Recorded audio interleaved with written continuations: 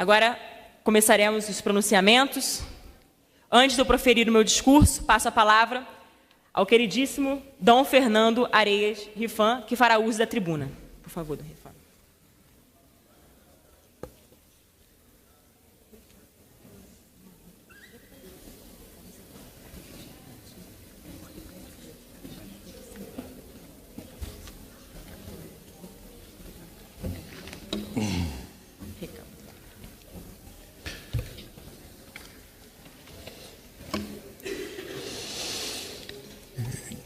Excelentíssimo Dr. Rodrigo Maia, que é o presidente da Câmara dos Deputados e que saudou Nossa Senhora de Fátima de modo brilhante. Caríssima deputada Cris Tornieto, que é a presidente da mesa desta sessão, requerida por ela.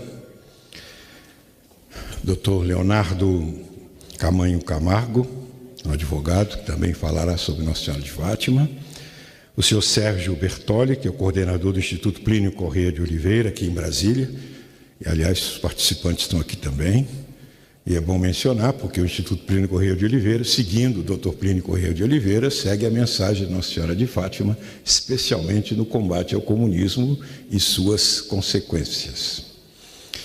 Então, meus prezados amigos, ouvintes e telespectadores do Brasil todo que nos acompanha pela TV Câmara, fui convidado pela deputada federal Cris Tornieto, nossa amiga especial, e eu agradecido, saúdo de modo carinhoso para esta sessão solene, por ela idealizada, nesta Câmara Federal, em homenagem a Nossa Senhora de Fátima, cuja festa se celebra no dia de hoje, 13 de maio. E eu falo em nome da maioria do povo brasileiro, católico e devoto de Maria, Mãe de Jesus, e também de inúmeros outros brasileiros que a respeitam e veneram, como lembrou bem o Rodrigo Maia. Creio que a razão do convite feito à minha pessoa se deve ao fato de que em nossa administração apostólica pessoal São João Maria Vianney, da qual eu sou o bispo escolhido pelo Papa, há lá inúmeras igrejas e capelas dedicadas a Nossa Senhora de Fátima, especialmente a nossa catedral, que é a igreja principal, e anexo a ela o colégio Três Pastorinhos. São aquelas 3 crianças de Fátima que, pela sua piedade e seu modo de viver, essas duas delas já foram canonizadas e a terceira em processo de beatificação, nós colocamos os pastorinhos como modelo para nossas crianças e jovens. E também incluem-se inúmeras igrejas e capelas a ela dedicadas em todo o Brasil. Como introdução e contextualização na história, eu ressalto que os portugueses nos legaram, além e junto com a civilização cristã, nos legaram a fé cristã. Suas caravelas vinham ornadas com a cruz da Ordem de Cristo. O primeiro monumento erguido no Brasil foi uma cruz, como está aqui, a cruz na Câmara dos Deputados. A primeira cerimônia no Brasil foi uma missa. O Brasil não se converteu, ele nasceu católico. Além dos nossos primeiros nomes, Ilha e Terra de Santa Cruz.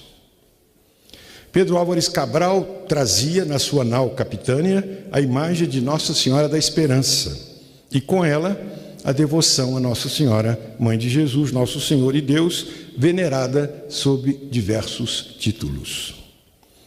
Portugal também nos trouxe a devoção a Nossa Senhora de Fátima, a razão desta sucessão solene. Nessa pequena cidade de Portugal, Maria apareceu a 3 pastorzinhos, ou como são chamados, 3 pastorinhos. No dia 13 de maio de 1917, há 102 anos atrás. Santos Francisco e Jacinta Marto e Lúcia, a caminho da canonização. Os milagres que acompanham esta aparição foram testemunhados por milhares de pessoas e pelos jornais da época, até os anticlericais, como o Século. E no local das aparições construiu-se o grande santuário, objeto da visitação de milhões de peregrinos no mundo inteiro. E de lá, essa devoção se espalhou e chegou ao Brasil. São sempre atuais e dignas de recordação as suas palavras e o seu ensinamento. Aquelas 3 simples crianças foram os portadores do recado da Mãe de Deus para nós, seus filhos. Ali, Nossa Senhora nos alerta, entre outras coisas, contra o perigo do materialismo comunista e o seu esquecimento dos bens espirituais e eternos. Erro que, conforme a sua predição, vai cada vez mais se espalhando na sociedade moderna, vivendo os homens como se Deus não existisse. É o ateísmo prático, o secularismo.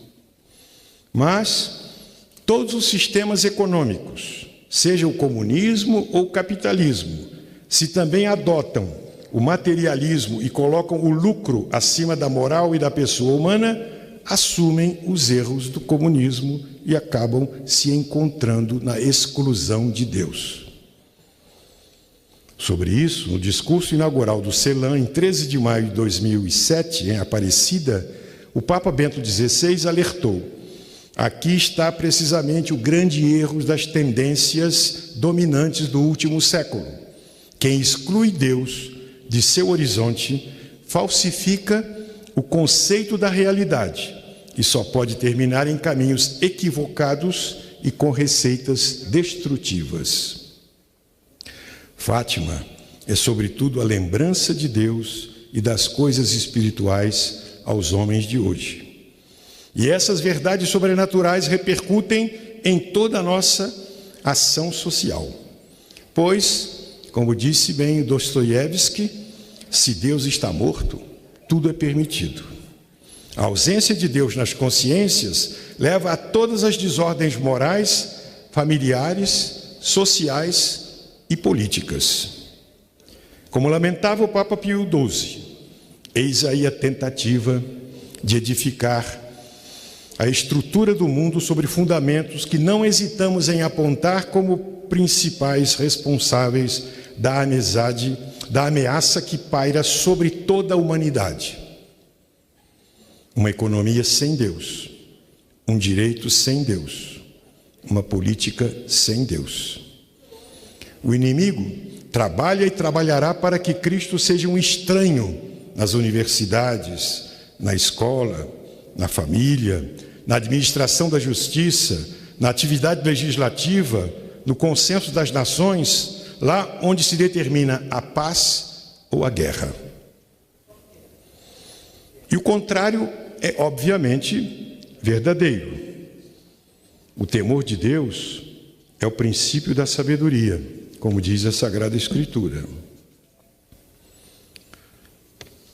Deus presente e respeitado nas consciências é o princípio da ordem e da felicidade pessoal, familiar, política e social. Aos pastorinhos de Fátima e a nós, Nossa Senhora pediu a oração, e sobretudo a reza do terço do rosário, todos os dias, e a penitência, a mortificação nas coisas agradáveis e lícitas, pela conversão dos pecadores e pela nossa santificação e perseverança. Explicou que o pecado, além de ofender muito a Deus, causa muitos males aos homens, sendo a guerra uma das suas principais consequências. Lembrança muito válida, sobretudo hoje, quando os homens perderam o senso do pecado e o antidecálogo rege a vida moderna, como nos lembrou o Papa São João XXIII. Fátima é o resumo, a recapitulação e a recordação do Evangelho para os tempos modernos. O rosário, tão recomendado por Nossa Senhora, é a Bíblia dos pobres, como dizia São João XXIII. Sua mensagem é sempre atual. É a Mãe de Deus que vem lembrar aos filhos o caminho do céu. Por tudo isso, Nossa Senhora de Fátima faz jus a esta homenagem especial aqui na Câmara Federal e invocamos a sua proteção sobre esta casa, sobre todo o Brasil, sobre todas as suas instituições, sobre todo o povo brasileiro. Muito obrigado.